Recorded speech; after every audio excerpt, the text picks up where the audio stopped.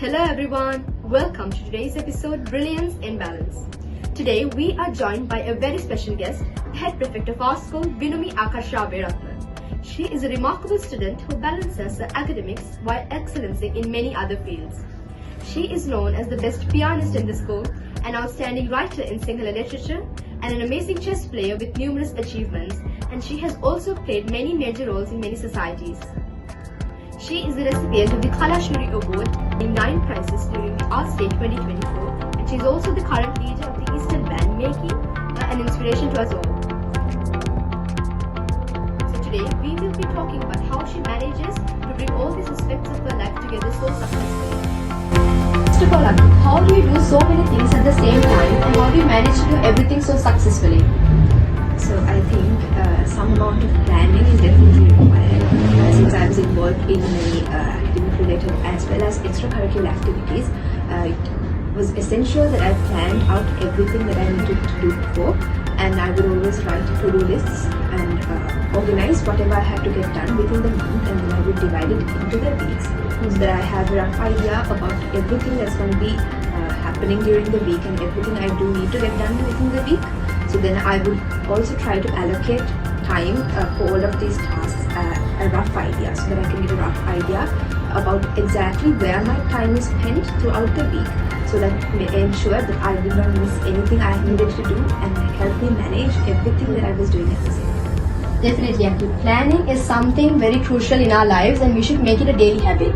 So Aki, moving on, you passed your ordinary level examinations with flying colors. So what were the main factors that helped you achieve that success? Well, I always try to get everything done while I am doing it. So in other words, everything I did was most of the time really mindful. So even when teachers were teaching at school, I tried to understand it in one go and as if it was the last time I'd be learning it, so that helped me focus on it to the maximum, so I would not have to look over it as much as other people, because frankly I did not have the time as well for it. So I would always try to understand and get everything sorted out within the school time itself or in other classes. Somehow always thoroughly understand everything I am learning at the time I'm learning it initially, so it would lessen the workload I have to do later. And as well as a really important thing I need to mention is definitely my support system. My family, my friends and teachers, they always supported me throughout everything that I did, especially my family, whether it was picking me up from practices and dropping me off at the next practice on time, always standing by me, and especially I would have to remind my sisters. In the last month, definitely all of them helped a lot, whether it was listening to me rant about something they don't even understand.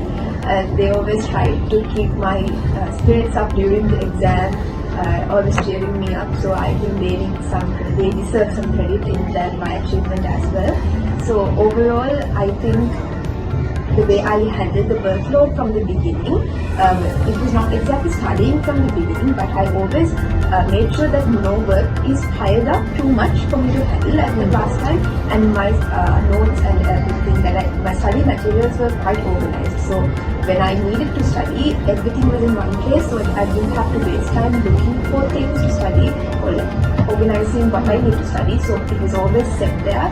So that made it really easy, and I think those factors, my systems and the organization and the way I learned, and as well as my support system, were the most crucial factors that helped me obtain 9 scores. Well, Aki, that's really good advice for all the students, especially for the ones who are sitting for the examinations this year, including myself. And this advice is really helpful for us to obtain 9 A stars just like you did. So Aki, with your advanced level examinations ahead of you, how do you balance your academics, extracurricular activities along with your new leadership role? So balancing extracurriculars along with advanced level examinations is much harder than how it is when it was with O levels. So I'm doing my A levels in the biological science stream, so it's definitely much more harder to balance extracurriculars as well as academics compared to how it was when I was doing O levels. So while I use the same strategies, I think some things that are more important is like with A levels and how hard and competitive the exam is. Just always the mindset matters a lot. How you approach the academics and like your mindset about how you study and what everything else that you do matters a lot. So always, if you have to always think a little bit more positively and always just believe in yourself. Whatever you do, you should always think that if I can think this and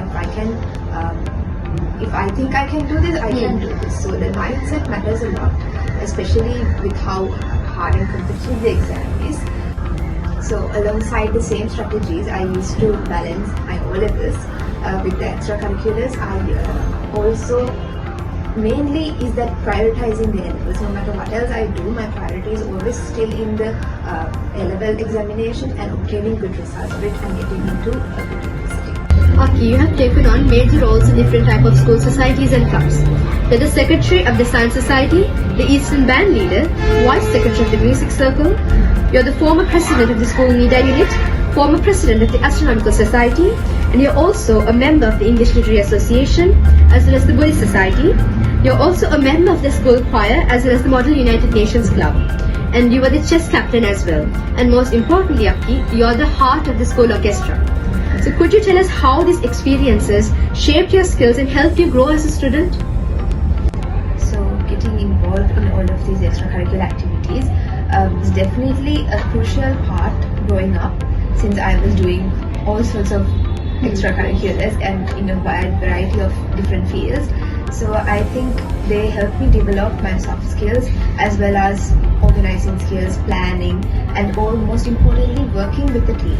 So getting involved in all of these extracurriculars meant I had to work with a lot of different people.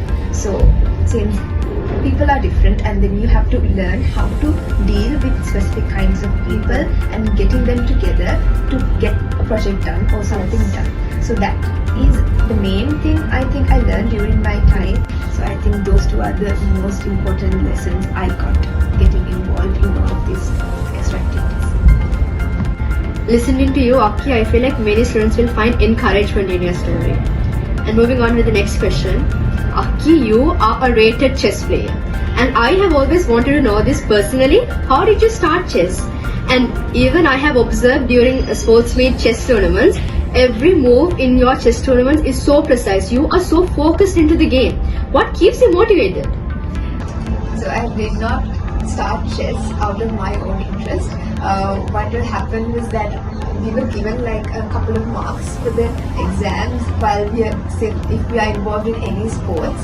So I wanted those marks, so that is why I started chess. So since I was not interested in it at the start, I would often skip it and go play badminton instead. I never expected that. During the time I had to stay for the practice, but then eventually, since I was forced to stay for the practice, as I learned it, I grew an interest to it, and then I started to practice it more and more, and then that was what led me to ultimately go for the game. So I think after I started the game, I ultimately grew fond of the game and continued it with my interest. As the current president, I really admire the part that you paid for us, and the advices that you gave us, they are really valuable.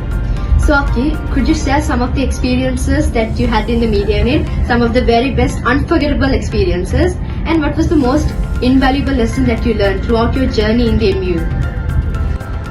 So I think the most valuable lesson I learned during my time at the media unit is how to handle a large amount of workload under constant pressure. So the media unit is like the core of the school. Yes. So it is busy and occupied throughout the year, throughout various events and situations. Absolutely. And every day from the media unit. The day starts with the media unit, the day ends with the media unit. So it was always really busy. So the main thing I learned during my time with the media unit is how to handle a large amount of work under constant pressure, and also how important small details are. Minor mistakes could cause major consequences when you're dealing with media.